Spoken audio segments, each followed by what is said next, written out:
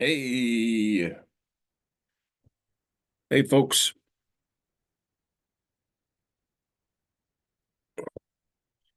It's been a while since I've done this, so bear with me. Hey, folks. And there's lag apparently, so please bear with me.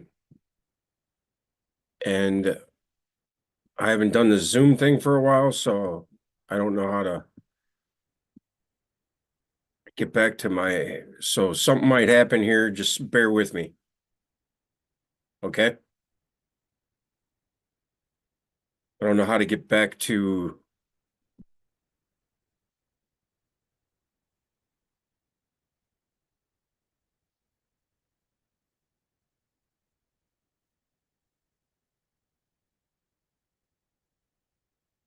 I don't know how to open the dashboard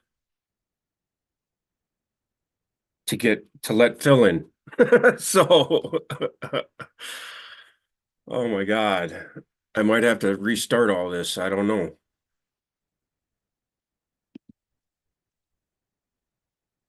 Shoot.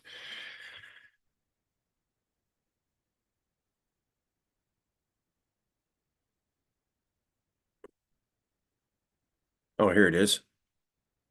I found it.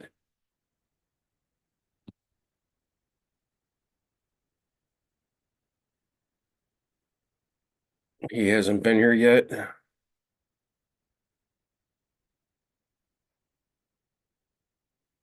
So how is everybody today?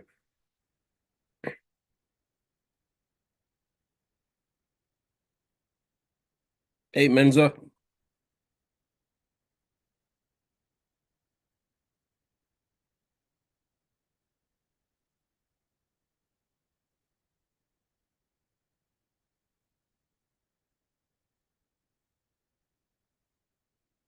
What's up, Cayman 830?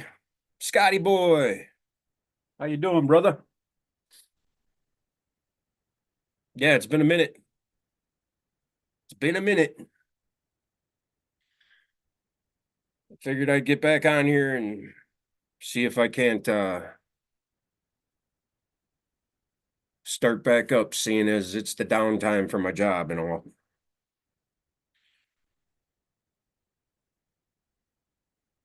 What's up, Dean? How you doing, Code?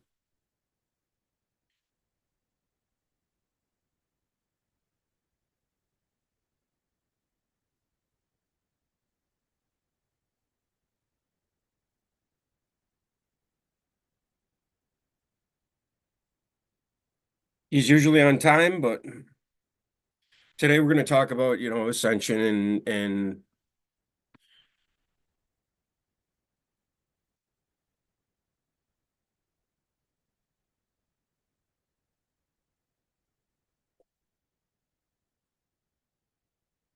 there he is.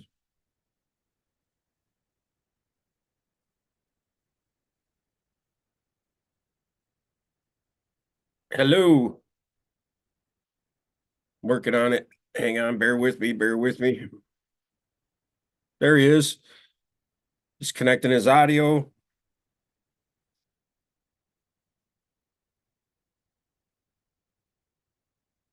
Great to see you guys. I'm glad you're here. Philip, you got to start your audio up.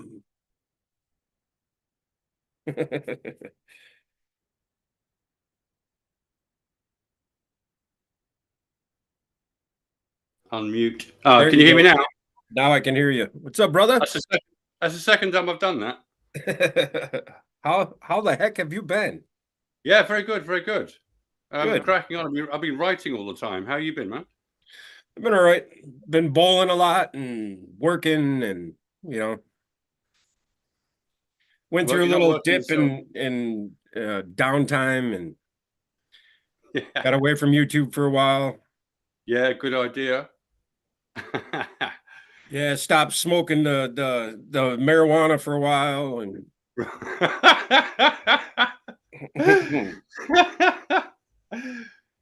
doing so all right though. what's new in your life? Nothing new, man. Nothing new. It's the same thing. This is same thing going on. You know, I've written my last book basically, and I'm kind of taking a back seat like you just have. I'm having a break basically from everything. You know, because it's just there's thoughts going around in your head all the time. You need something new. You know. Right, right. Yeah. Yeah. And, today, usually we get on here and we talk about what we're going to talk about. So I don't know, Hmm. whatever direction you want to take this is all right with me. I haven't really prepared much because I've been busy all week, Thanksgiving and Yeah. everything. Yeah. Sure. Happy Thanksgiving. Yeah, but I've been reading your book and it's pretty much a rehash of what you've written about before. That's And, right. it's just a couple new It's the things same. that I Yeah. recognized. Yeah, I mean, it's the same thing, but the new idea is the issue of leverage in this one that I haven't mentioned before. Personal leverage, spiritual leverage. You know, the specification of personal spirituality as opposed to impersonal spirituality, because the spirit world is also has an impersonal quality, if you like. It's a Hmm. place that you go, as it were, that you interact with, and you are not it. You are you. You know, it's always like this. There's always individuals, other people, this sort of thing. So I thought I'd focus on the issue of leverage, and I rewrote about half of it. So it's new words basically, but I'm using old stuff because it is the same thing. There's no need to rewrite everything, you know. And everyone in the past wrote the same stuff as well. There's a new gospel in here, the Gospel of Judas, in this book that I've not covered before in detail. The hypostasis of the archons I've actually put down on paper now, and that's in there as well, which I didn't do before. I just had a video about that, which is kind of basic, you know, so I wanted to go into much more detail. And the chapter, there's a chapter about, it would have been about the Egyptian Book of the Dead, but that was in Zep-Tepi. And when I looked at it, because it was so short, I thought I started writing things down, you see, just off the cuff. And I thought, I really want to talk about the abyss and the nature of the underworld and all this sort of thing. So I did that, and I made that into a new chapter with the Book of the Dead stuff in the middle of it all, to sort of say, well, I'm saying these things, and look at what these people are saying in comparison. It's the same. It's the same deal, basically. You know, nothing's changed. Right. So yeah, it's the same stuff basically, but there's new written stuff in there. There's having spoken to a guy called Brant Hunt recently, who is in South Carolina. He raises, because every person you talk to raises different issues, you know, and I find that really interesting. And I usually write a book as a result of talking to somebody. So talking to you has resulted in my making certain videos and writing certain books. Hmm. You know, because you ask certain questions, and it means that's what you want to know. So I don't know what people want to know about this, Right, you know. right. So I kind of use people I talk to as a guide to see. Well, I guess that's where they want things to go. They want that explained. Well, let's Hmm. use some, you know, use the same logic on that and expand it somewhat. So this book has come out of talking with Brant Hunt, and it fires off ideas and new things. You know, when you spend time on a subject like this, you Brant get Hunt, new is little that the guy insights. from Discerning What Is True? Yes, that's right. That's Yeah. right. Yeah, that's exactly He's right. in the audience right now, actually. He's in the live Ah, chat. hey, hey, Brent. Yeah. You're right. Yeah. Mr. Menza's in there, came in 8:30. Scotty Mr. Boy, Munza. some of the old faces that used to hang out with us are, Right. and Only the Wise, Miss I, and Miss IL, Only the Wise. Nice to see you guys. I'm glad you're here. But yeah, I'm talking with Phil Langdon. Phil has experienced the light, and he's quote unquote dying to share that with us. But yeah, it's been a while, guys, and I'm glad you're all here. And sorry I was on such a hiatus, but I don't know why, but it just felt like I don't know. I was in a kind of a blah state, I guess. And we all go through that, I think. And Yeah. That's good, man. It's really good to take long breaks, and this sort of thing, especially. You know, just get away from everything completely. You know. yeah, I had a rough year this year. Father-in-law died. My wife's Sorry to uncle hear that. died. Our dog Yeah. died. I could write Oh, a country song about it all, but yeah. that's such is Oh, great. life, right? Right. Oh, my condolences to everyone, man. Yeah, my wife's taking it pretty hard, but Oh, she'll make it. She's an angel. She takes care of people. She's a director of nursing at a nursing home, so she deals with that sort of thing yeah, 24/7, you know? yeah, sure, yeah. Yeah, so Like my other half as well, paramedic. yeah, Yeah, that's it's kind of weird. Yeah, yeah. well, not weird, I guess, but yeah, Same, fitting. same sort of line of work. Yeah, Same line of work. Yeah, dealing with people's life and death and family and yeah. yeah, yeah. Heavy stuff, man. Yeah, it can get Yeah. heavy. So I don't know what direction you want to take this. Do you want to talk about the first question I got off the bat was I was when I was reading it, I the woman in the lake with the boat and Waterhouse did the painting and Yeah, William the statement Woodhouse. that Yeah, you made jumped out to me instantly. It was whether he knew it or not, yeah. he why don't you finish that? Yeah, I found that working with Kate Banks on her subconscious paintings has reminded me that the subconscious has certain structures that are natural and archetypal, and they're always in every single person. It's as Yes. if we've all got a structure a structure to our mind that we all use, and we're all within that same structure. You do this, I do that, but that structure is always going to come out. I even saw there's a guy on English TV called Darren Brown, and he got a load of kids in a school, a primary school, to put paint on their hands and make marks on a very large piece of paper, and he primed them but there were teddy bears everywhere, and it was all about teddy bears, and they were just randomly putting their hands down, making whatever pattern they liked. And when they all finished, the camera panned back and looked at the image on this big piece of paper that all these kids had contributed to. It was a big picture of a teddy bear. Wow, I just got the goosebumps. Yeah, and nobody intended to do that, but that's how it came out, and it just goes to show that we have these archetypal structures to our minds, as it were. So if somebody like William Waterhouse comes along and paints a Lady of Shalott, in his mind he might be painting from a poem. This poem over here, and I like the imagery. I'm going to paint this lady in a boat and all this sort of thing. The whole thing is archetypal. Yeah. It's a classic young woman. I don't know what's going on in the story, what he's painted there, but the three candles on the boat is the Hebrew letter Shin. It's just immediately jumps out at you, and there's only one of them's got a flame on it, Hmm. which is precisely metaphysical. But we don't realize, see, a lot of these old people, like I was talking to Brant the other day, Oscar Wilde is buried in Père Lachaise in Paris as a Freemason. And very few people would say that Oscar Wilde was a Freemason. Nobody knew that. I didn't know that until I went to the grave and I was standing at his tomb. It says Oscar Wilde is buried here. Hmm. Right, I didn't know. So there's a lot of things that we don't know about. This tradition has been carried through societies in the upper echelons of our societies by the wealthy, the rich and the wealthy and the well-to-do. They've held on to it.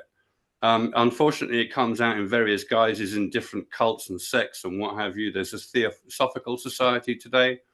Yep. I have some respect for that. There's various other societies, but my point is that there's this structure that we all use, and we're all trying to frame reality in this same kind of structure. That's why lots of different esoteric groups sound very similar.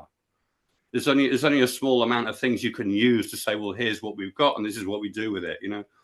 And Life it's is very maybe lower and lowest end in our physical perspective. It comes out in personification through movies and whatever, right? I mean, Yeah, how like the absolutely. 3 act play and all that is what you're saying?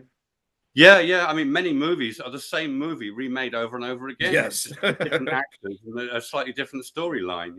But it's the Hmm. same. It's the same deal over every single time. You always meet characters in the beginning. They're independent. They don't know each other. Then during the second act, they meet up, and then you see how they deal with each other. And then there's some event that tests them, and then they have a resolution, and they're hugging and kissing at the end, saying everything's all right. Now, Yeah. yeah, it's just And always the same. there's always a hero and there's always a villain and That's right. there's a Judas and a Jesus in almost every That's story right. and that Judas and Jesus is Yeah, yeah. With the cloud, they're both the same cloud. yeah. Bizarre, isn't it? They're both the same thing, but what Judas represents the early phase of it, the initial birth of it, as Like an idiot child is considered to be an idiot, but when it's the Son of God, it's considered to be the wisest and most brilliant thing there is. And in between, you've got your life or your lives, where you go from ignorance to enlightenment. Basically, that is the story of the universe in a nutshell. The hero Really. story. Yeah, the hero story. That is. Yeah, Yeah. absolutely. That's right. Yeah. So So in the what was I was gonna ask you a question here and I just got sidetracked by another thought. about the Lady of Shalott, you know, the Yeah, lady in there the you go. boat. Yeah, she.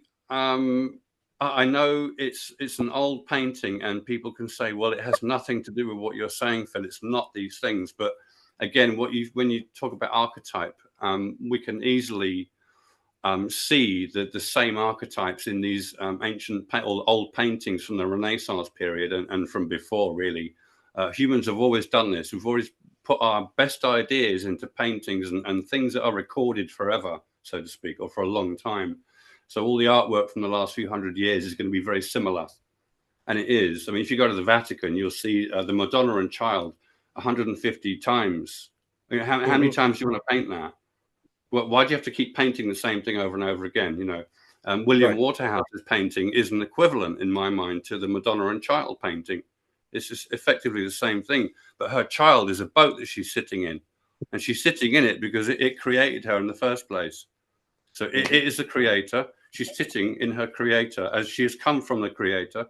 She's now in his situation, and she's looking at the light at the end of her boat, or she's in front of the light at the end of her boat, and there's a relationship between her and the candle, you know, which is the same as a relationship between the observer and the cloud in the abyss condition, you know. And By the when I way, read that part when you were describing the boat and the candle and the air and water and all that, I thought of Enlil and Enki and yeah, of that story and how that correlates to the same thing, right? Is that's right. It's exactly the same thing. It's just an older Babylonian version. And of course, yeah. their version of the cloud is the same as the Christian version, which is Judas and Jesus. So they're both male. Hmm. They're always the cloud is always portrayed as male in these stories for some reason, mostly. Partly because it's formed at the end of your top of your nervous system, which is phallic. You know, so when Yes. you see the man in the fish suit, his body is a phallus. So now we think of the body as a phallus. It's at the top of the phallus, the cloud. So it's male. Just by And the that phallus is association. essentially a penis, and That's right. and at the end of it, your spirit gets ejaculated into the cosmos, is what you're, or not in, No, into the abyss, not the into the cosmos. abyss. Yeah. Into the abyss, yeah. Which basically you turn into light. You become light. So you whip up at the speed of light.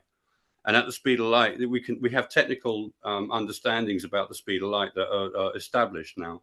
And at the speed of light, there is no time and there's no length to anything, so there's nothing physical. So a particle of light doesn't even know the universe. It's funny you So, bring that up because recently I've been watching How the Universe Works on the Science Channel.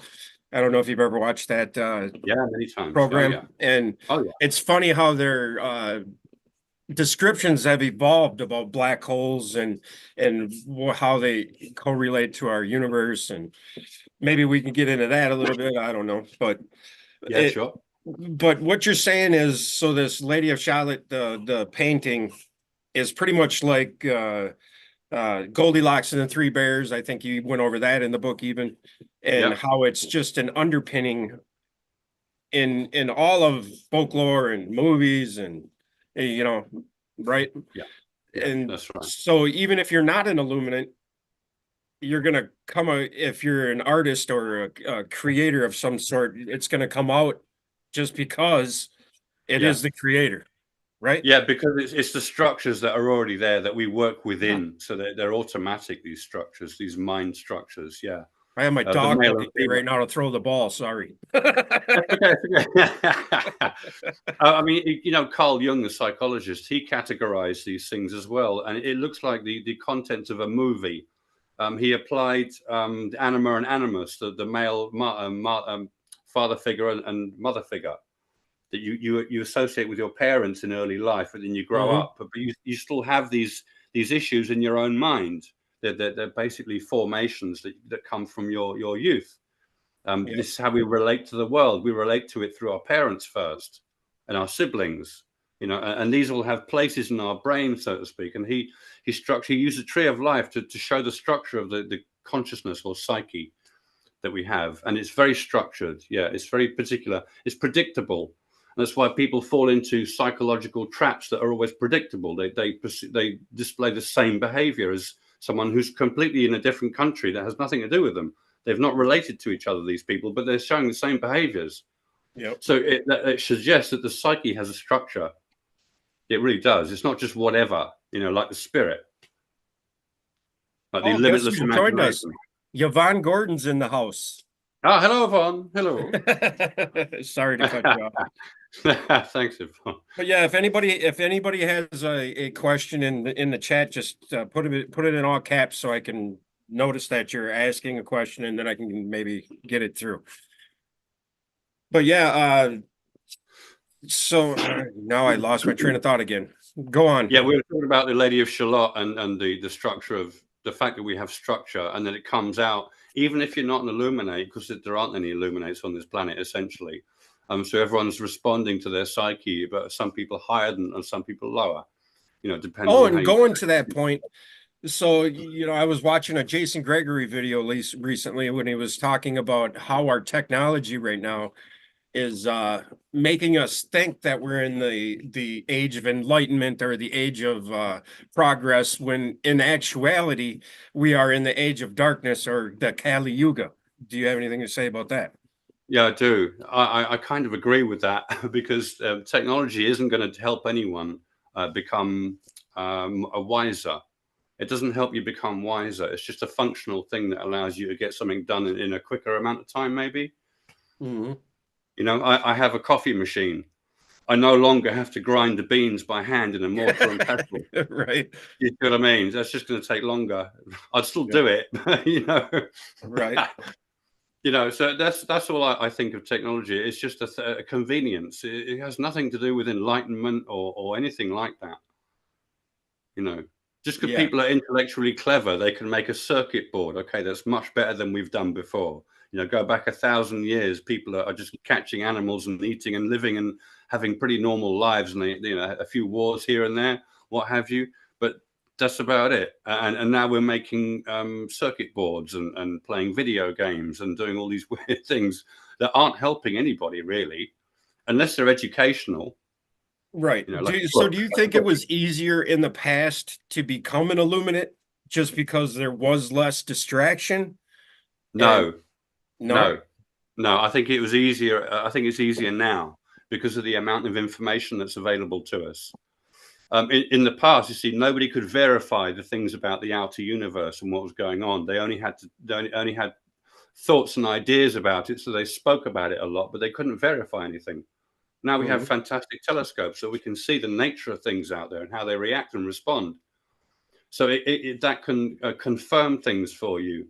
I went through a long time of going through what there is in the universe. I did astrophysics at university and physics and standard models and all this sort of thing.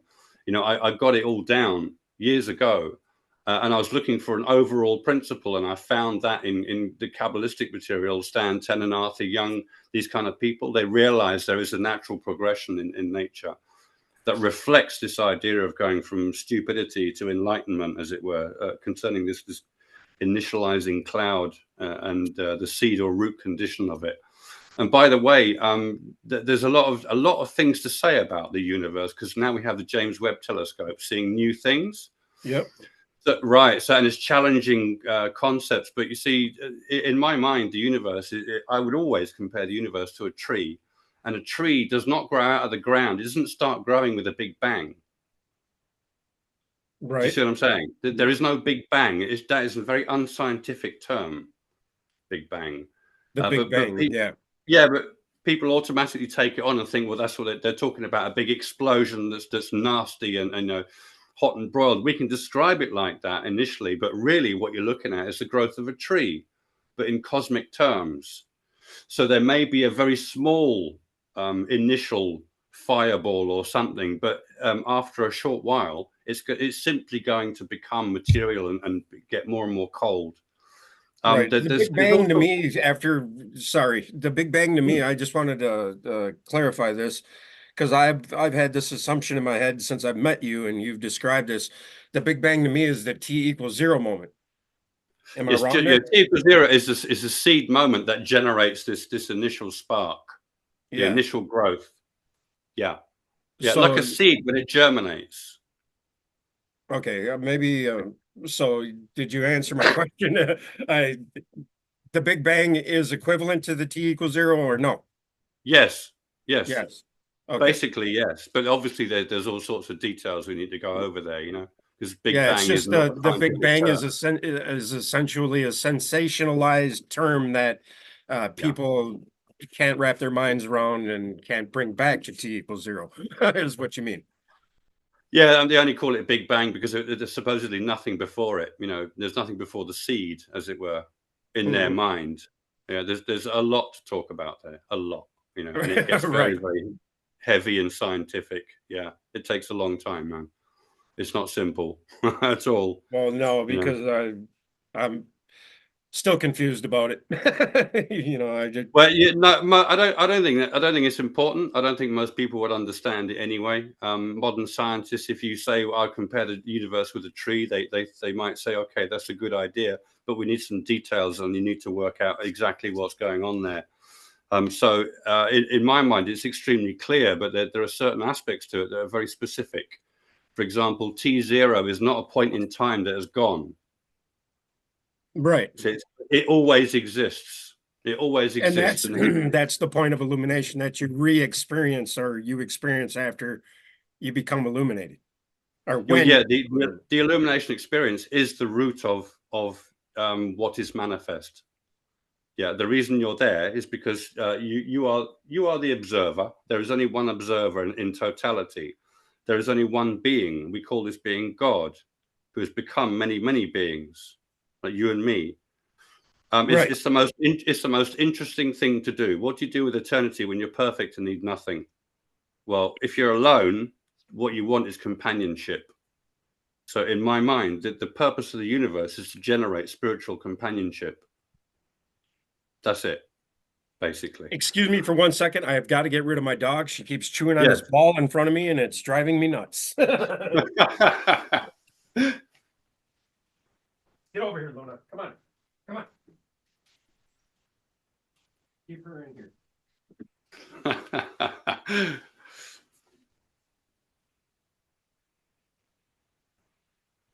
Sorry about that.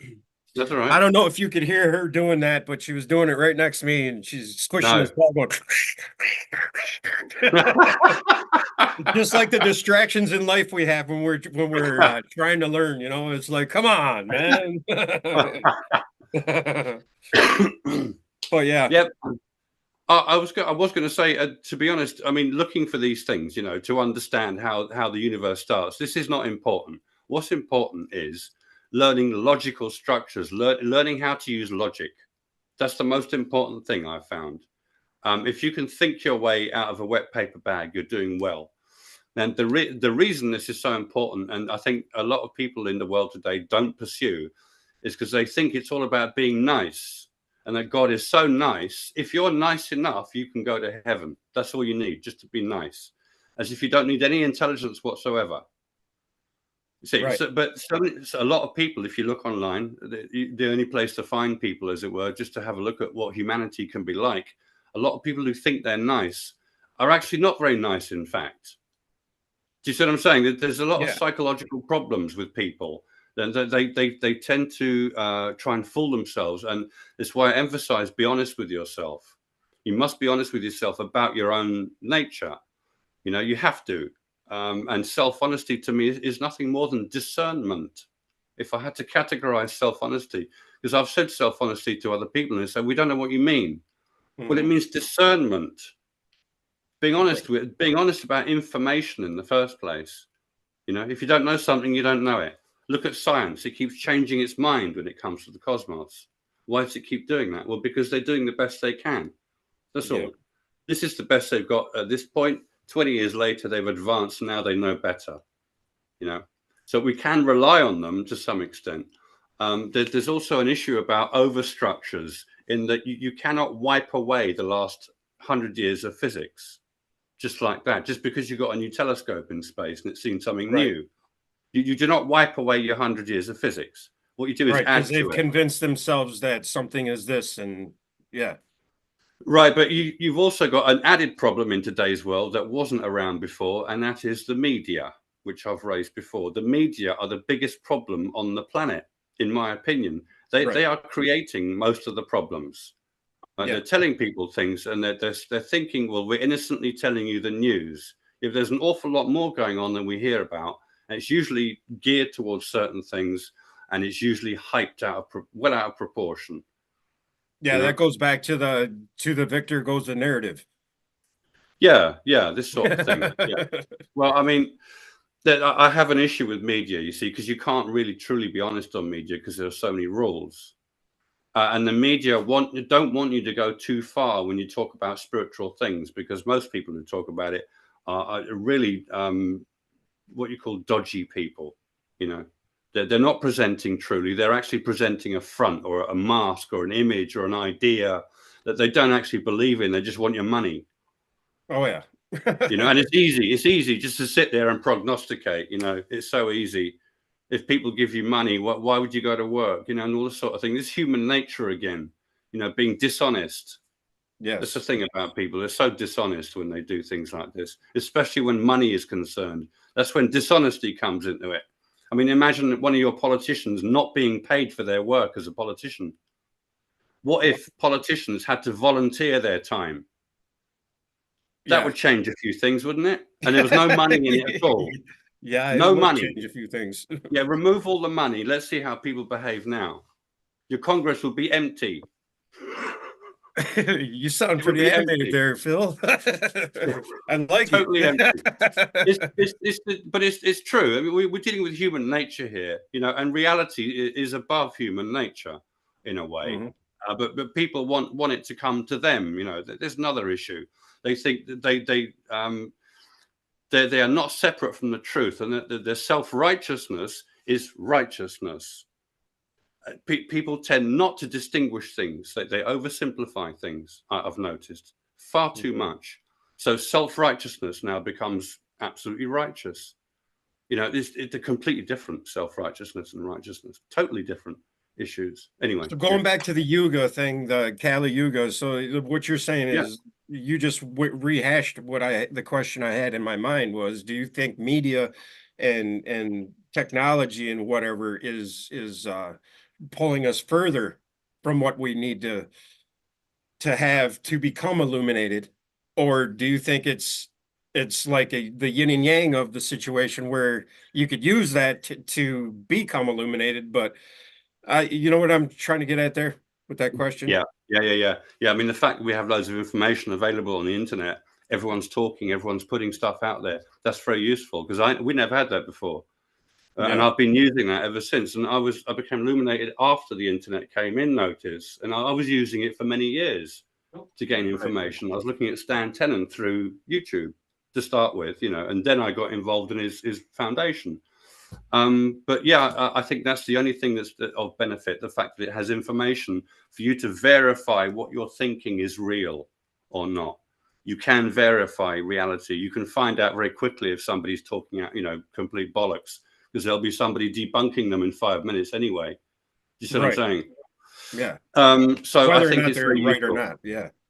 Yeah, I just think it's used. If you have the wrong person using it, you're going to get bad results. You're going to get, you know, influential people that drag people over here, and all this stuff in the world is a distraction. You know, and all that stuff is a distraction as well, because you're supposed to be focusing on your own self, and what your intelligence level is, because you need some intelligence to pass that second key. If you want to make heaven, because this is what this is about, you do need intelligence to realize and understand things properly logically, you know, and that you need to develop that logic when you're in your youth, or whenever you want to do that. I mean, I started late myself. You ain't kidding. I So started real late. yeah, but it doesn't really matter, because it doesn't take long to get your brain functioning in a logical mode. Once you see how logic works, you realize the mode of it, and then you can start applying it everywhere, and you start working things out for yourself. And that's the benefit, the ability to work things out for yourself and stand on your own 2 feet and not have to go back to your professor at university who taught you maths and say, I don't understand this. And it's 10 years on, this sort of thing. You need to become that yourself. You need to become the self-manager of information for yourself and make sure Mhm. you filter correctly. So you don't waste time on things that are literally going nowhere, that do nothing. You see what I'm saying? And that's pretty much that pyramid analogy you give in your writing, where you talk about with clay you make bricks, with bricks you Yeah. build, and yeah, Yeah. All information, all truthful information relates to itself. So mhm, if you are pursuing something and it is truthful, it is real, it will expand naturally, and it will link up to this and that and that, and you'll slowly get this conglomeration together. Like the universe is made up of galaxies. They're all communicating with each other through a mhm, network of energy webs and what have you. It's all one thing, basically. It's a universe. There's a single universe made up of different parts. Like a pyramid is a single building made up of different bricks, but they all yes, relate to each other. So information should relate to other information naturally. If it's garbage, it won't. It will stand alone, always stand alone, and will never connect to anything. That's how you know when something's right or not, you know? yeah, very Yeah, nice. it's, I it's, like that. it's very natural to accumulate information as well over time. Well, I've found out that for sure. I know people are untrustworthy. I've experienced this human nature. There's something Mhm. about humans. What is it? And if you pursue that, you'll end up with the subject known as psychology, which is a complete rundown of the nature of the psyche. And when this happens, people usually react like this, but they can override it. You recognize there are automatic reactions, but that we can override our automatic reactions as well because we have conscious free will. You know, Yeah, trying to yeah. turn up my computer right now so my dog isn't drowning talking. I'm just going to grab a glass of water. Hang on 2 seconds. Go for it. But hey, guys, I'm pleased that I've actually got 19 people watching today. I mean, I didn't expect but five of you because it's been so long since I've been on here. And I'd Mm. like to say hi to Jeremiah Gabbard. Uh, who else? Layla, Shalamite, you're new. Hi, Yvonne again. Yvonne says, there is nothing before the Big Bang but the cause of it. LOL. That's right. That's right. And what does she mean by that, Phil? Discerning what is true. What's up, buddy? I'm glad you're here. Robert V, you changed your name. What's up, buddy? Lori. Hi, Lori. How are you?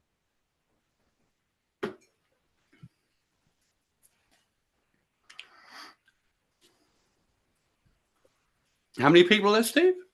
There's 19 people watching. Good gracious me. Yeah, I'm amazed because it's been so long That's since quite I've a been crowd. on. I didn't thought everybody forgot about me. I didn't forget about all you though. But Thanks. yeah, the thing is with this journey I've been on, it's life tends to get in the way, doesn't it? Yep. Oh yeah. And you know, when I don't know, I don't know, when life hits you, you just got to keep going, I guess. And I don't know how to explain it, but I just felt compelled. I was watching you on Discerning What Is True's channel, watching you talk about the same issues, and it kind of Mm. reignited my questions. And I started Yeah. reading your book again, and you know, but Right. in in our underpinning of our culture, this issue with the hero and the hero's journey and uh, us wanting to succeed, do you think this all comes from wanting to become illuminated? I mean, across the Do board, or you mean, do you think it's naturally ingrained in us yes, to follow this? I guess so. I guess so. But I mean, how quickly is life going to get in the way? And right, what's your earliest memory as well? yeah. What do you mean by What's your that? earliest memory? What's my When earliest you, memory? yeah. Standing on a bar in my diaper with my dad, giving me Pop. That's my earliest memory. So Actually, in a how old were you? bar. Yeah. How old were you? Probably 18 months, 19 months. Right. So that's the first memory you have. Yeah, So for over a year before that, you don't remember a single moment of a single day. true, Right. true. What do Right. you mean by What that? what you can compare that to the universe, the birth of the universe. The birthing point is always there. When Oh, stuff wow. comes, That's awesome. yeah, yeah, it's the same. It's the same. You can compare the universe to a human being Wow, I've in never many, thought of many that, ways. dude. I'm glad you said that. That's awesome. It's always the same. It's the same pattern. It's the same Yeah. pattern everywhere, from large to very small. All the way down to us. And the Now I'm fact that wishing we I would go, have said 13.8 billion or 13.8 months because I could have compared it to the 13.8 billion years of our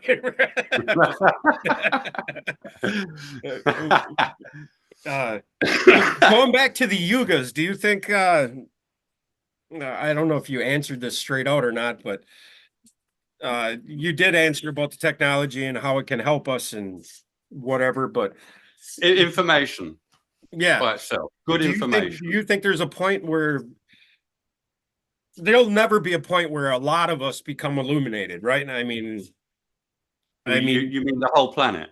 yeah. No, Do you think there's no, going to no, be, no. a wholesale of No, illuminance? No. And no. why There never is will that? be.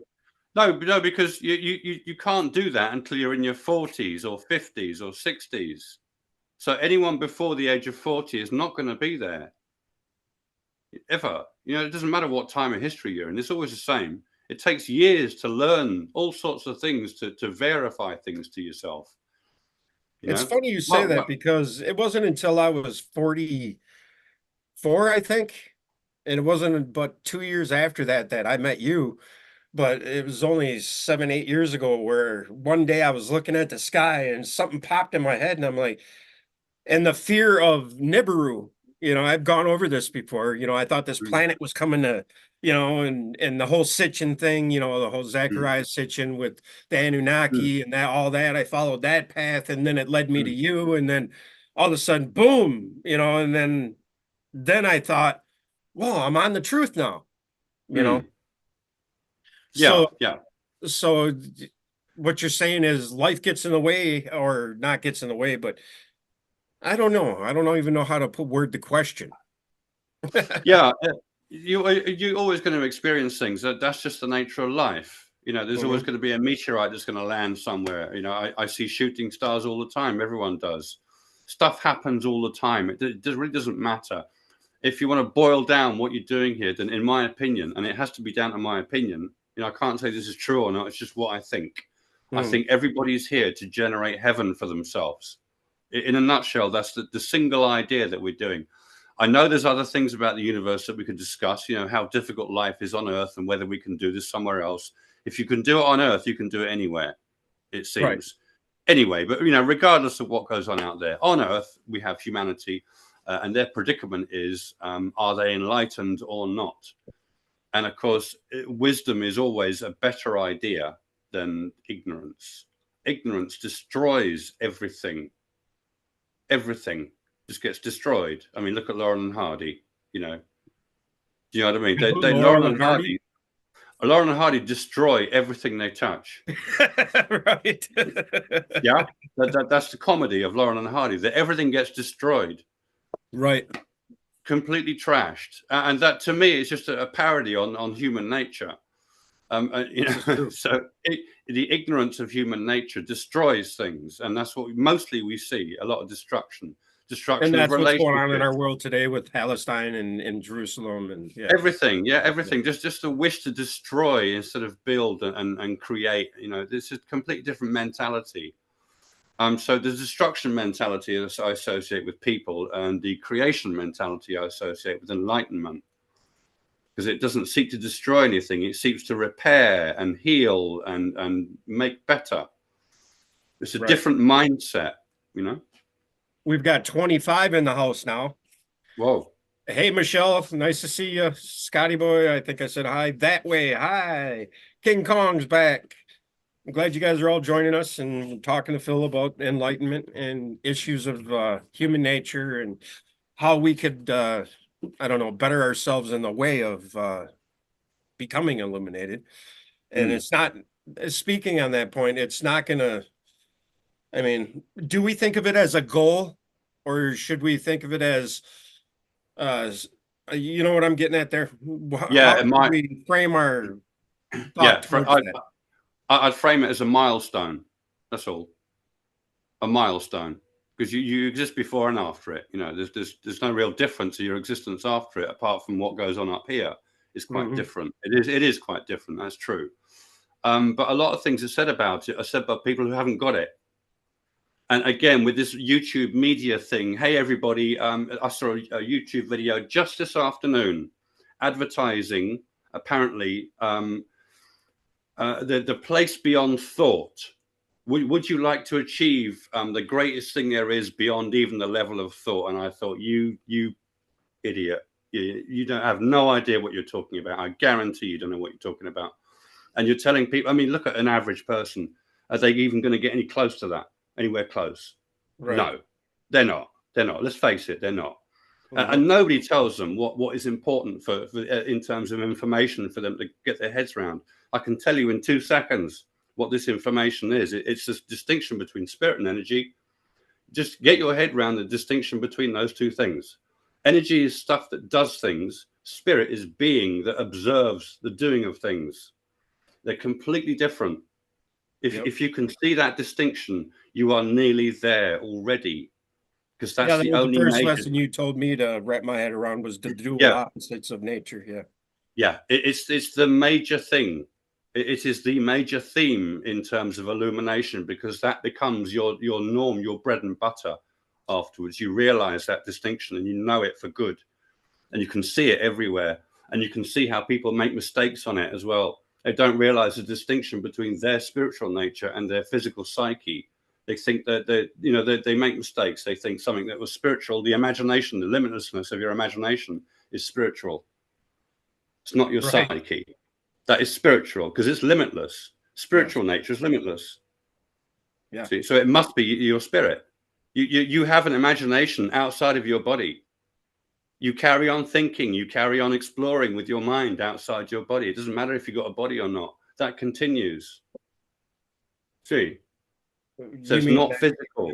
It's not a physical attribute. Learning the distinction between these two is the most important thing, I think. The only reason I did physics and went through the universal stuff there was to verify. It was to verify, and it was to verify the hermetic material, because that's paraded as extremely important. Hermes Trismegistus is yeah. always respected. Anywhere you go, anywhere you hear about Hermes, everybody respects him. Do you Right. get do you get what I'm saying? Oh yeah, I definitely do. And No, yeah, yeah, he was the Hermes Trismegistus was one of my big turning points as well. And right. thinking, And of course, with that material, they always talk about the universe and the nature of things, don't they? Why do they do that? Why would they bother? Why does the Book of Genesis talk about creation? What has it got to do with creation? Well, we're talking about God.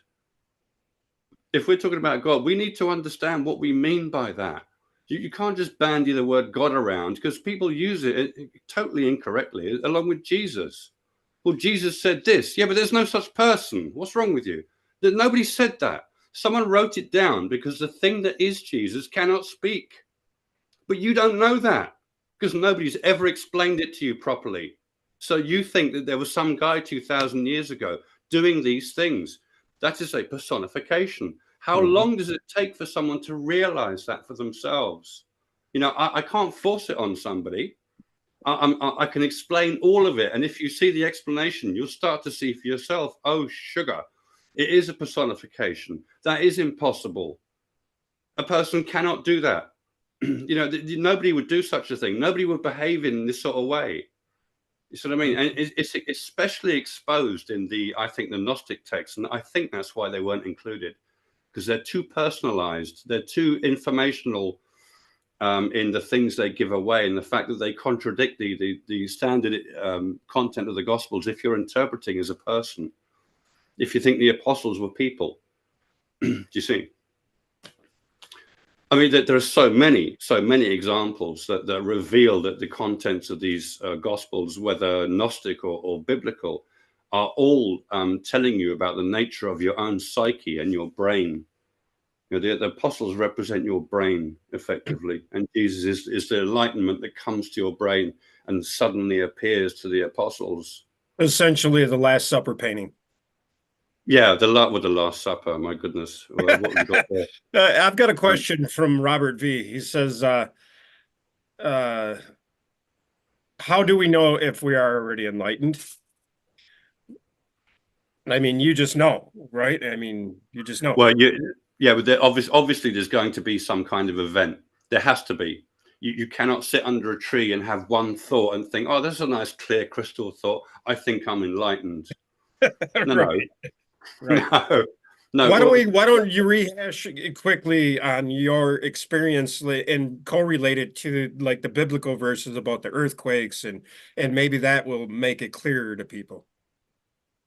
You know how you explained how your brain slipped and you know, I don't know how to frame that in the context you put it, but Yeah, well, if we understand enlightenment is the highest of thinking capability and ability, let's say, and yes. that relates to the highest aspect of ourself. So over time, as you grow older, you become hopefully wiser. Obviously, some people don't, but in general, if you pursue a human being, they get cleverer and wiser as time goes on. If you simply extrapolate that into the infinite future, you will arrive at a being that is perfection of yourself, and we call that God. Right? That That is is our the one being. true self. Right. Just because you are at this moment in time on Earth, it doesn't mean that that version of you does not exist already.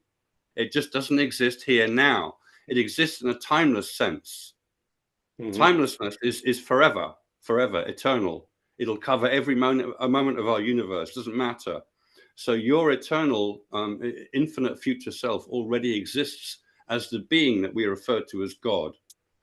Every single person in the universe is part of the same spirit, because spirit is one by nature. There's only one spirit. So God is the same for everybody. Everybody's true self is the same person. Mhm. It's all Krishna. This person that comes to meet you when you have your enlightenment experience is referred to as Krishna in the Bhagavad Gita. It's the Yep. persona of God. See, even though God is ineffable, God has a persona because you are part of this God and you've been through an ineffable experience. You've been through a very specific experience. Both exist, the ineffable and the specific. They both coexist. So God must have something to do with both at once because he is supreme, the supreme being, of course. Yeah. Anyway, so I went to Angkor Wat on the off chance in 2014, not expecting anything, not expecting to become an enlightened person, and it was they often say you don't expect it. You go somewhere, you expect Sounds like a certain thief things. in the night. Yeah, that's right. Come like a thief of the night. That's specifically about the whipping up into ascension, how fast it is. But when you're meeting God in the first place, I did question that, but it was pretty obvious that that was what was going on. And that is your moment of enlightenment, and from there you'll have hopefully this ascension experience. But many people I've realized over the years have had the meeting with God experience, but they don't think there's anything else to do. That they weren't particularly curious as people. You know, they don't like examining detailed things or mathematics. They weren't particularly fond of mathematics or physics or reality or anything like that. They've simply met God because God is a very personal experience. And it has nothing to do with what you know or how clever you are. It's nothing to do with that whatsoever. I could be as thick as pig shit and still meet God. You see, really, really, it has nothing to do with it. Anyone can go into samadhi or the sacred trance. It doesn't matter how old you are. You can find samadhi at any age. But the other thing, the illumination, that is totally different. That absolutely requires your intelligence and your logical abilities to put together and understand why spiritual nature and physical nature are in fact part and parcel of the same thing. The oneness of oneness is actually two. It's And two that's the things two keys together. to heaven that you're really, I mean, you meet God is the first, and then the second one is figuring it out, is what you mean. That's right. That's right. You figure it out. You understand, because God is the answer to every single question you can ever have about anything. God is the ultimate answer. So now you've got the answer. But just before you met God, you weren't quite there, but you were nearly there.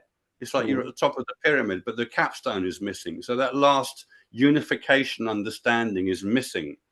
You can still see the distinction between things. You can't see how they unify yet. Meeting God is that unification of everything. So you have the answer of unification, and that's what helps you put them together. Without that, you won't be able to do it. And there are lots of things written in the Bible secretly that tell you that the intellect alone cannot achieve this. In fact, the Gospel of Judas goes on and on about this. Mhm. Jesus criticizes the disciples. That's the title of, I think, the second part. Jesus criticizes the disciples.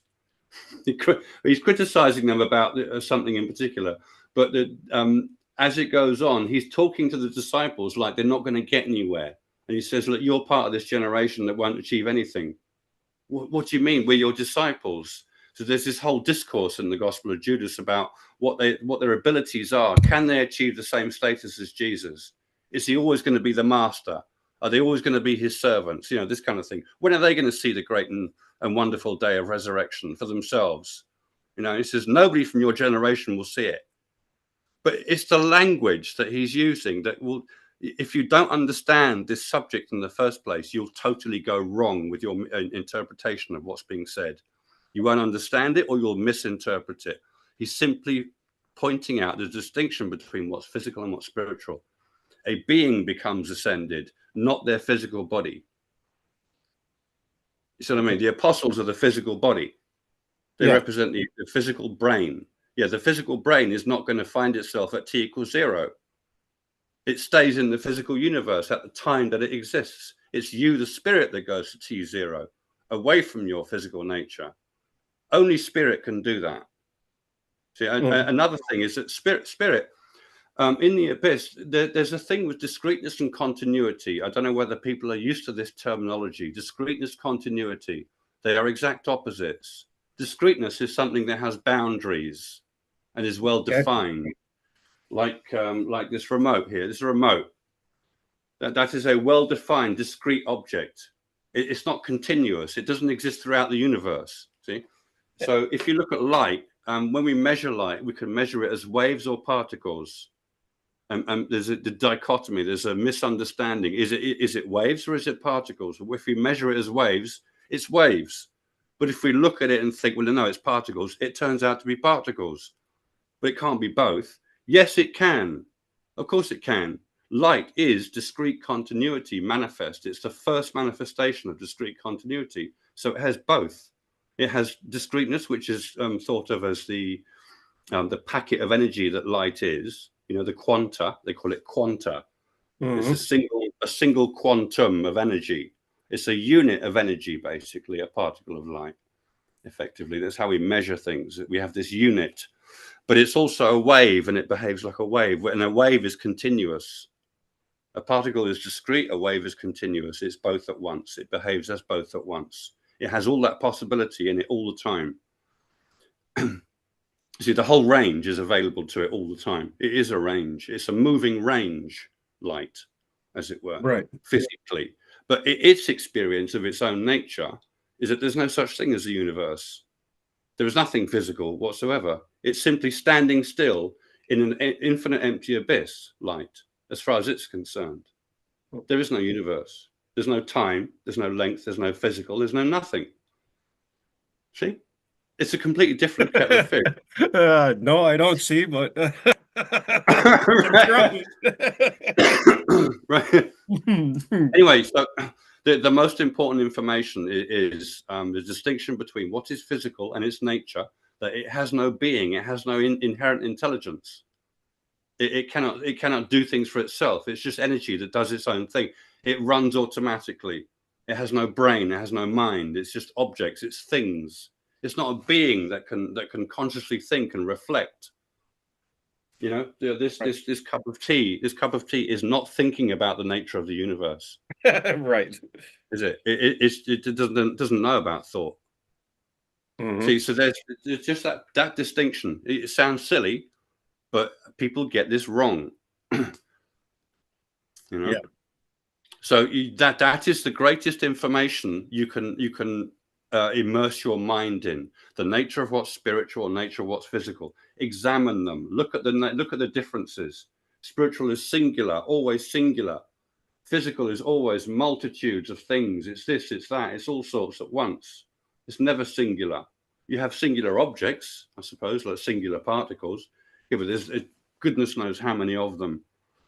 You know, Hmm. and there's you, there's me. We're all distinct, as it were. Physically, we're distinct, but spiritually, we look pretty similar. I would have thought we're very similar in makeup. We're all basically giving ourselves more and more light. You know, because the initial condition is basically darkness and ignorance. That's But a good that's down point. to you. It's down Yeah. to you to do that. You know, Right. and to have the faith that there is something waiting for you at the end of it. You know, because there's no one around to prove it to you other than me at the moment. You know, and even I can't. You can't prove it. I can certainly talk about it until the cows come home. And I'm saying there is an event that changes you for the better.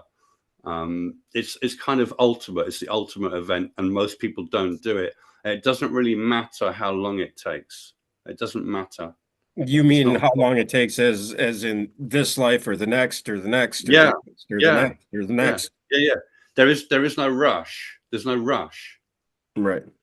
You see, because if you want to talk about the distinctions that it gives you, the greatest benefit you'll get is after your life with it. See, so during your life, you get clairvoyance, which is simply a French expression meaning clear-sightedness. So you can see things clearly and understand things clearly, such that you can explain to others, which is great. But that's about as far as it goes. There's nothing else in life that changes, you know, in any way, shape, or form. For instance, I still go to work. I still have the same partnership. I still live in the same place. I still earn the same money. I eat the same food. What has changed?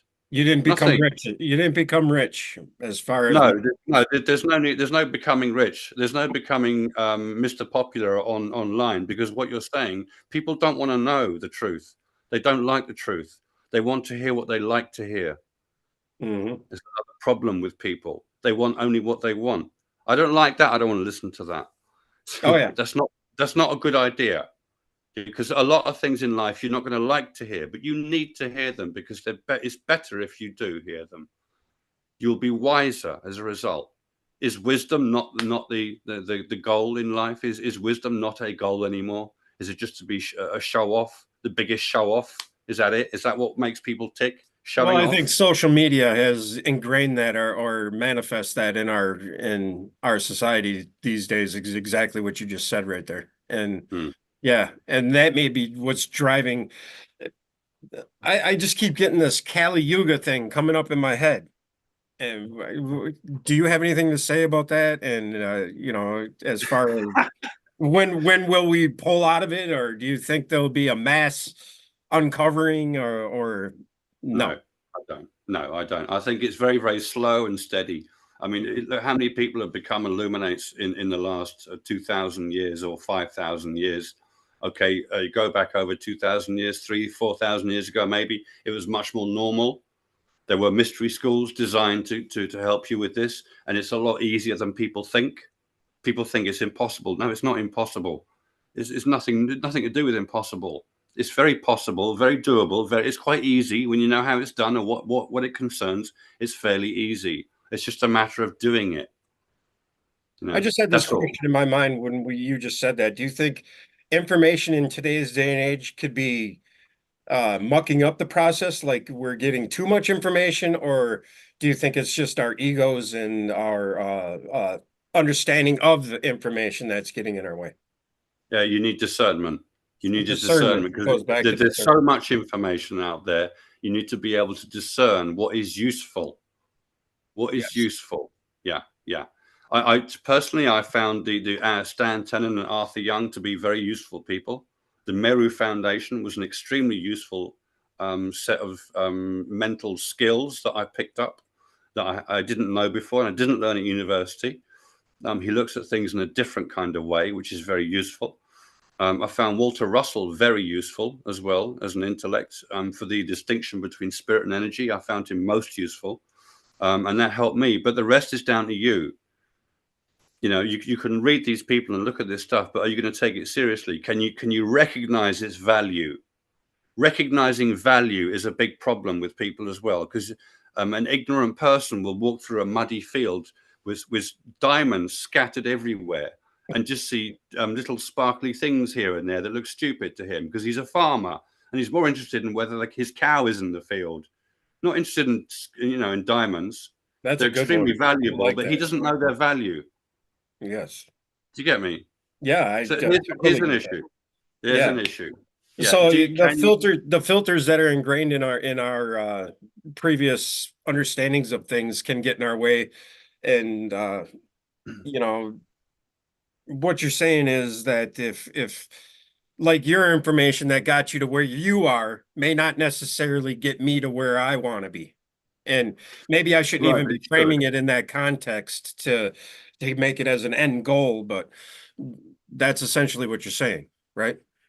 Effectively, the stuff that I pursued is pursuable by anybody and it is useful to anybody. It's not just personal opinion that I like Yeah. those things. It's that those Okay. things are useful in these terms and they're useful to anybody.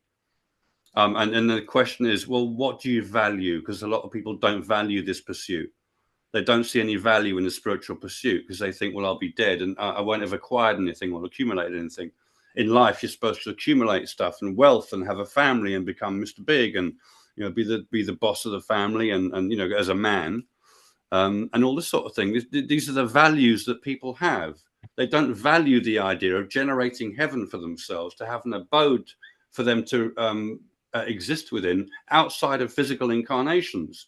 Because most people think that you only incarnate once and then you die and that's it. And why are you talking about incarnations? Why are you talking about life after death? We haven't even established that yet. Who the hell do you think you are? Mhm. Here's the problems, you know, haven't even got there yet. How long does it But take? everybody thinks that heaven is somewhere outside of them or somewhere up there, and God is somebody that's separate from you. And Yeah. yeah, No, it's your true self. Yeah. yeah, Nothing separate. Nothing separate. To link with God means to become the same nature as God, and God exists in a state of peaceful stillness. So you must become peacefully still in order to connect with God, who is your true self, because that's a state that your true self exists within, with that level of wisdom. There is no need for drama. There's nobody to show off to. There's nothing to do as such actionable things, as it were, in terms of God. Here's a terrible lack of understanding. You know, people are looking for the outside world for things to satisfy them. Okay, some people are looking within, and this idea of finding God within you has the greatest value over anything, in my opinion. The greatest value there is, I've found. Nothing outvalues this to me. So far, I've not encountered anything before or since. Nothing can do that. So, mhm. in my opinion, generating heaven and knowing God, the true self, is of the greatest value in life. It turns out, and yet people are arguing against that sort of thing. What a I think shame. everybody has had this upwelling of good feeling inside them when they do good and you know and experience good things. Is that essentially what meeting God feels like? But I mean, across the board, where you just after that, there's nothing else that compares to that. I mean, That's right. That's right. Nothing compares to that. That's right. Because you know, bliss, being with God is bliss. It is bliss. It's nothing but bliss. It's nothing but fantastic and wonderful and great.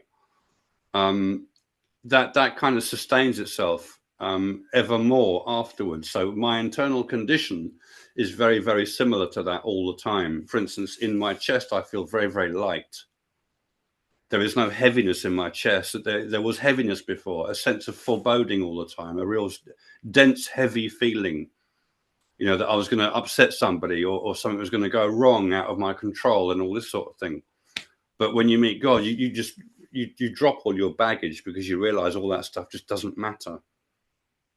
So you're anxiety free is what you're saying. Yeah, yeah, it just doesn't matter. The only anxiety I experience is for other people out of empathy. I'm still very empathic. And Mm. when I see someone suffering, I have empathy for that person suffering. If I know the solution that will stop them from suffering, I'll make every effort to implement that, so to speak. Because I see everybody as another me, or that we're all part of the same spirit. So there's no distinction between me and other people. You see, in my mind, there's no distinction. We're all just one person. And I help people as much as possible because of that, because I know that. I'm not guessing. I'm not guessing that, Mr. Murderer over there in that country is not part of God. He has nothing to do with God. Therefore, I'll have nothing to do with him. No, no, no. That is not the angelic view.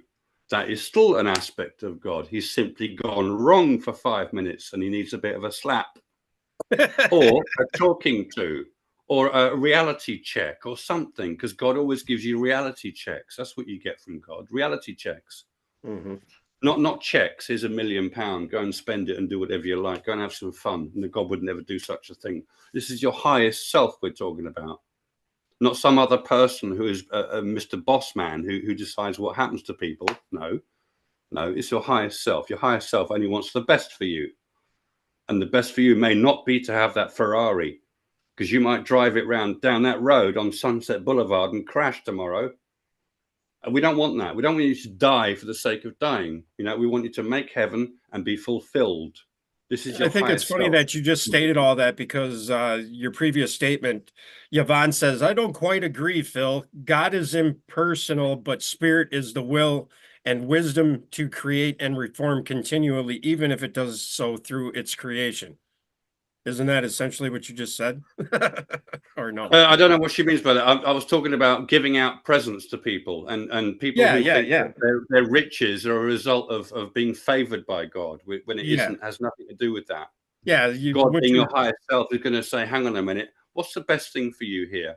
Should you indulge in that night of drinking and debauchery because it's fun? Or should you actually abstain from such things because you'd be a lot better off? That's what I'm talking about. well, Whether, it, whether, yeah. This goes back to, do you think people that suffer are in a better position to become enlightened due to suffering, or do you think people that are born into this world with a silver spoon, you know what I mean? yeah, Is yeah. are you on a Yeah. better foothold to get to where we want to go with a silver spoon, or do you think suffering helps us along the path? Any suffering is going to make you think.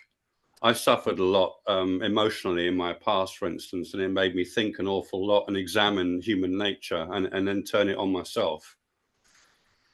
So suffering can be very useful. There's a lot of quotes about suffering and how useful it can be in spiritual terms. Yep. And if you have an easy life, you tend to think of the rest of your life in those terms, and that a little bit of suffering here or there isn't going to make much difference to you. It's not going to make you think because you're not that way inclined. These general rules about humanity are very dangerous because people are very, very different. If someone's a psychopath, that's a completely different mentality to an average regular person. Do you see what I mean? So when you say things like, "Well, be honest with yourself," well, if a psychopath is honest with themselves, they'll think, "Well, I don't mind killing people. I'm being honest with myself. I like it. I enjoy death. I enjoy killing people." That's being Mhm. honest with themselves. But being honest with yourself means be discerning about what is right and wrong. So if you just say be honest with yourself, you're not including the but that person needs to think about what being honest with themselves really means. It means being discerning. Discerning over truth, discerning over what's right and wrong, what will create good consequences as opposed to bad consequences. Yeah. Yep. Pain Anyway, is the greatest catalyst for change. which is Huh? what's that? Michelle Can-Am-Free says pain is the greatest catalyst for change. Yeah, it is. Yeah, because it suggests that something's wrong. Yeah, and when it's a manifest um, example of when something is wrong, I guess. So something is wrong. So it's actually a good thing in a way. Makes you Because you can explore then what do the something cure will about it. be. Say again. Makes you explore what the cure will be when you're Yeah, in pain. yeah, yeah, yeah. That's right. The more you do things for yourself, the better off you are. Yeah, yeah. I If you was have trying emotional to, pain, my wife, she deals with death every day. She's a nurse and she, mm, I went over this a little bit ago and, she deals with people dying all the time. And her dad just died. Her uncle just died. Our dog just died. And, I was trying to explain to her, this is how I see it anyway. Maybe I'm wrong, but I think, that we're all one consciousness and it's just our separate upbringings that make us believe we're separate. mhm. So therefore, I don't even know how to explain. Well, yeah, we have to be careful with these semantics. You know, it's Yeah, very easy to get lost in semantics. I mean, we're all separate individuals. We're all part of the same spirit, spiritually. yes. That's Physically, we're not. Physically, we're not. Obviously, no, we're we're not. individuals physically. And in the end, we're all individuals anyway. As angels, we're very similar, but we are individuals. I will always be Phil Langdon. I will Mhm. not be, Joe Bloggs, the other angel. We're not literally just one conglomeration, all thinking the same. We all have individuality as well. So And we do have you to be think very that careful. individuality is due to our upbringing, or do you think that we're born into that individuality? Is what Well, I was I getting think at. I think the whole point of many births in the universe is to create companionship for heaven, for the heavenly realm, the spiritual realm. If that's the case, then we must be individuals. Would you prefer to talk to someone who has their own mind or somebody who just agrees with you all the time? You know, do Well, you know okay. what I We'll talk to you later then, Phil. Bye. No, mean? No, no, you yeah. don't have to agree with me. You don't have to That's agree. no, that's a great point. That's a great point. I agree with that. Yeah. I mean, I try and back up what I'm saying. I'm trying to say what I mean the best I can. But we have only got words to describe this thing and to discuss it. You know. Semantics, yes. Yeah, semantics. Yeah, and they can be quite dangerous. Yeah, especially when people take you out of context. If you make a simple statement, people can take it out of context easier than if you explain in length. You know. Do you think consciousness is direct proof that we are uh spiritual beings living in a No, physical, no, huh? I don't. What do you No, I mean? don't. Explain. Well, if you die, you Yeah. stop working, you stop communicating, your eyes don't work, your body doesn't move, you are a rag doll. Yeah. So someone looking at that from outside will say, well, that person doesn't exist anymore. Mm. We're going to bury him in the ground next week, and by next year, he'll just be a skeleton. Okay. Do you understand? Or if we chuck him in the fire, the only thing left of him will be ashes that we scatter over the sea. What's left of them? Very little. So where's the consciousness gone? You know, if you're going to think like a human like this and think in terms of places and just normal human nature, you're not going to understand because you're going to say, well, there's the proof that person no longer exists. I can't talk to them, can't interact with them, know nothing about them anymore. We have nothing to do with each other anymore. They're dead. But truthfully, if you want to get down to the root of it, nothing dies. There's no such thing as death.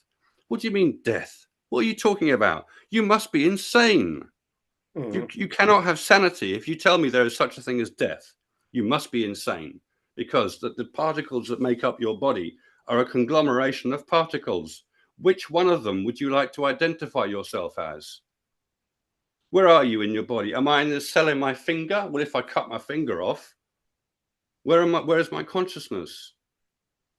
Right? But if I cut my head off, I've lost my consciousness. So consciousness has something to do with the brain.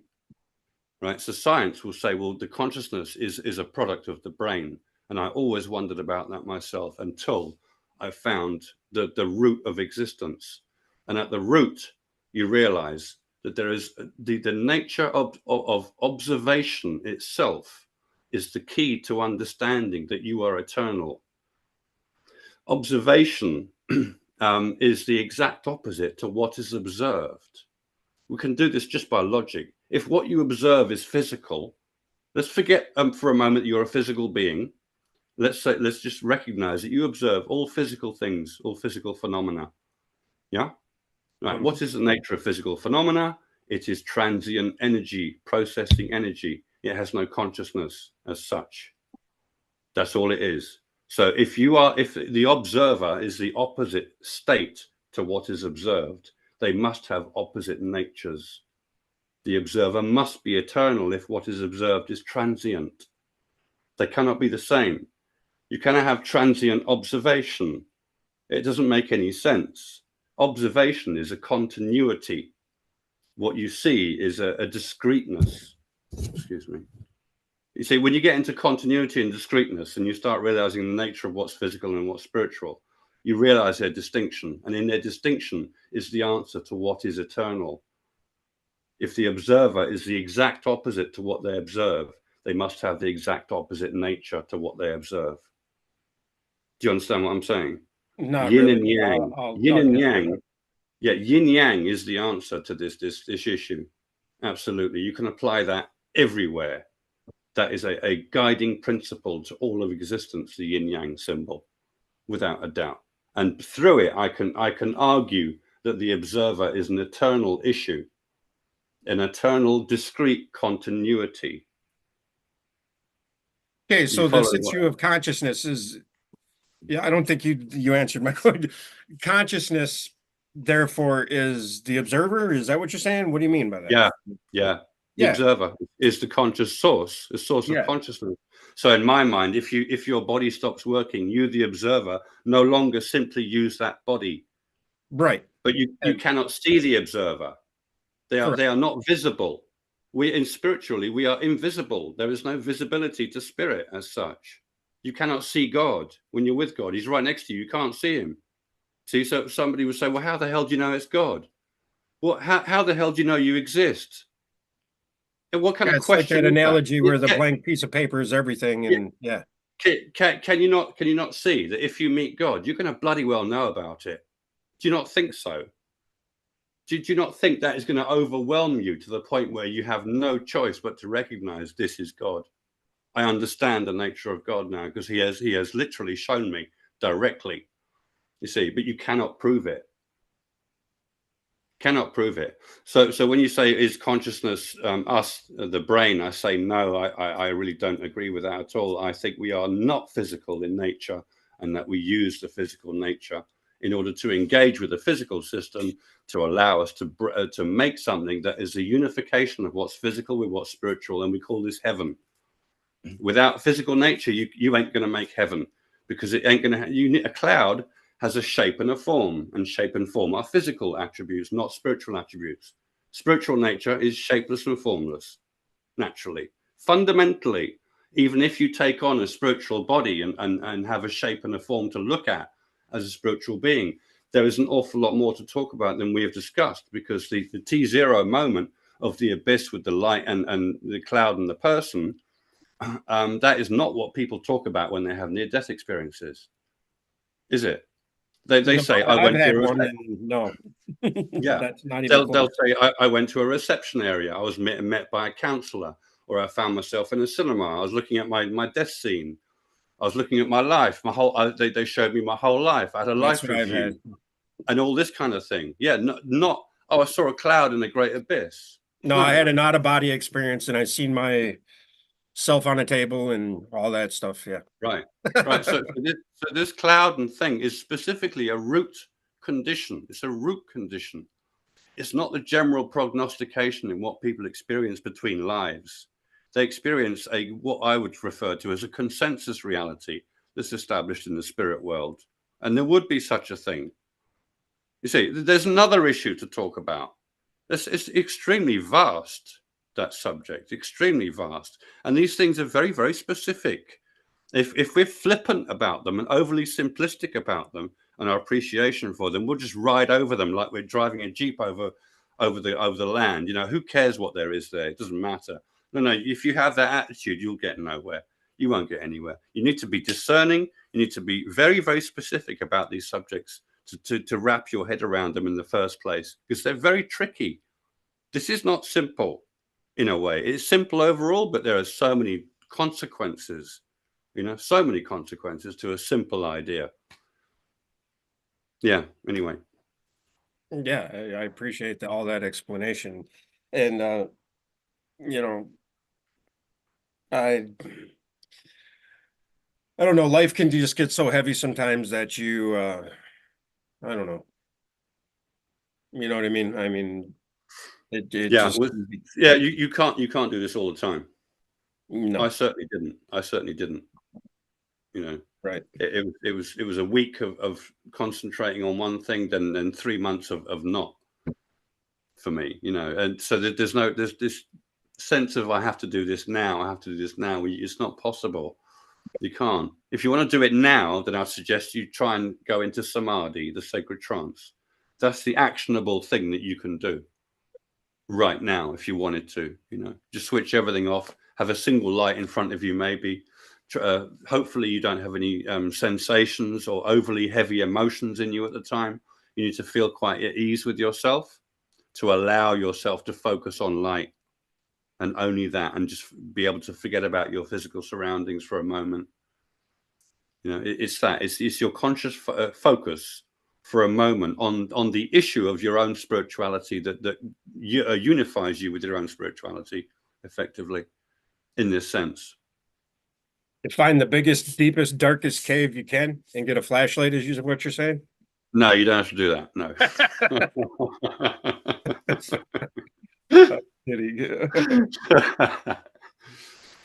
Yeah, Bill, we got to do this again sometime soon, man. I mean, we got Yeah, to not make it a year apart like we did this last time. yeah. But It really hasn't been that long. pretty much, I think February of last year we did it, and or Blimey, this that's gone year. fast for me. Yeah, That's it gone real has. quick. Life does go by fast. But Yeah. I appreciate you, man, and I appreciate everybody joining us. And Thank you you, guys. Yeah, yeah. maybe next week. I don't know. I'll email Uh, you. okay, yeah. I mean, it's December. We're getting a bit crazy at work because of December, but I work in public, you see. Yeah, You I'll have to be. email and correspond with you. I mean, it's like Yeah, yeah, yeah. I want to read up on some more of your materials so I can have some more questions, and I really appreciate it, man. I really do. Okay, man. Okay. Thank you, Steve. I appreciate that. Thanks, dude. Have a good You take evening. it easy. Yeah, you too. Love, peace, chicken See grease. ya. See ya. Bye now.